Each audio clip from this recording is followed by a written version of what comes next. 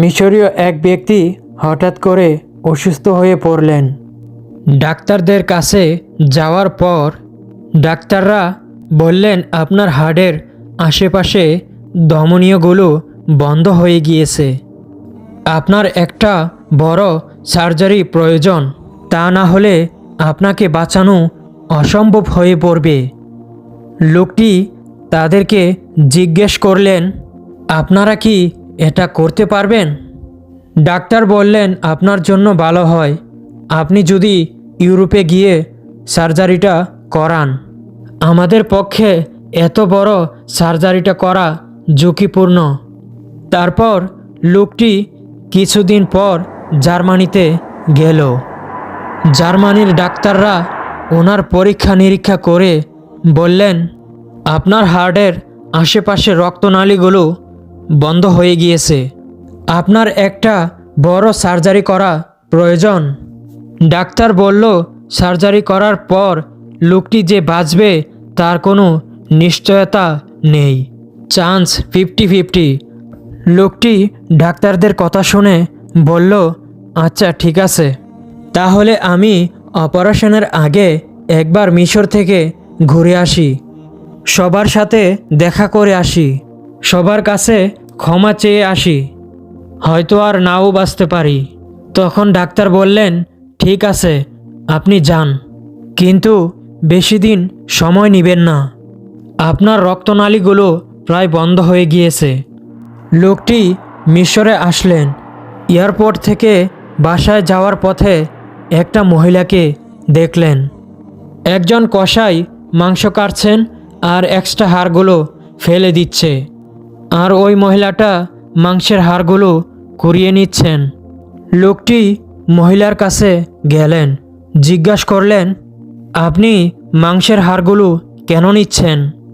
তখন মহিলা বললেন, আমার 4টি মেয়ে, 2 বছর হয়ে গিয়েছে মাংস খায় না, তারা খুব করে আমার কাছে আবদার করেছে মাংস খাওয়ার জন্য, কিন্তু তাদের জন্য মাংস কেনার সামর্থ্য আমার নেই, তাই হাড়গুলো কুড়িয়ে নিচ্ছি।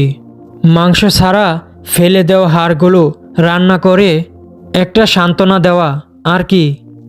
লোকটা মহিলাটির কথা শুনে দোকানদার কসাইকে বললেন, এই মহিলাকে প্রতি সপ্তাহে ওনার প্রয়োজন মতো মাংস দিবেন, এই নেন 1 বছরের অগ্রিম টাকা। আর ভদ্র মহিলাকে বললেন, আগামী 1 বছর প্রতি সপ্তাহে আপনার ঘরে মাংস রান্না হবে। মহিলা লোকটির কথা শুনে হাত তুলে জোরে জোরে দোয়া করা শুরু করলেন আল্লাহর কাছে, যাকে বলে মন থেকে অস্ত্রসিক্ত নয়নে দোয়া। এরপর লোকটি বাসায় গেলেন। তার মেয়ে তাকে দেখে বললেন, বাবা তোমার মুখে একটা উজ্জ্বলতা ফুটে উঠেছে, তোমাকে ভালো লাগছে দেখে।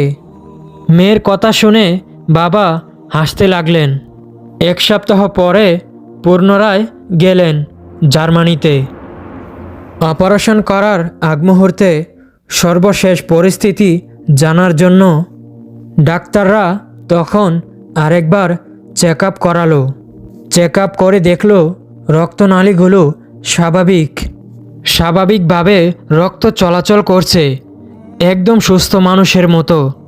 ডাক্তার তখন লোকটিকে জিজ্ঞাসা করলেন, আপনি কি কোনো হসপিটালে গিয়েছিলেন? লোকটি বলল, না।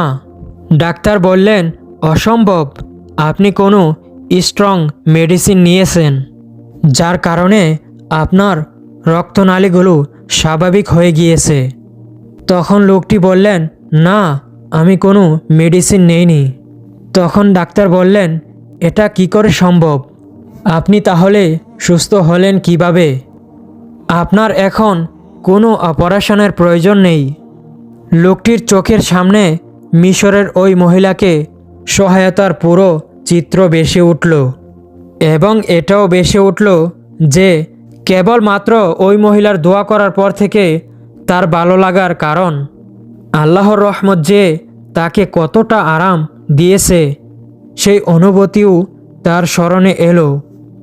লোকটি ডাক্তারকে বললেন, আমি জানি আমি কিভাবে সুস্থ হয়েছি।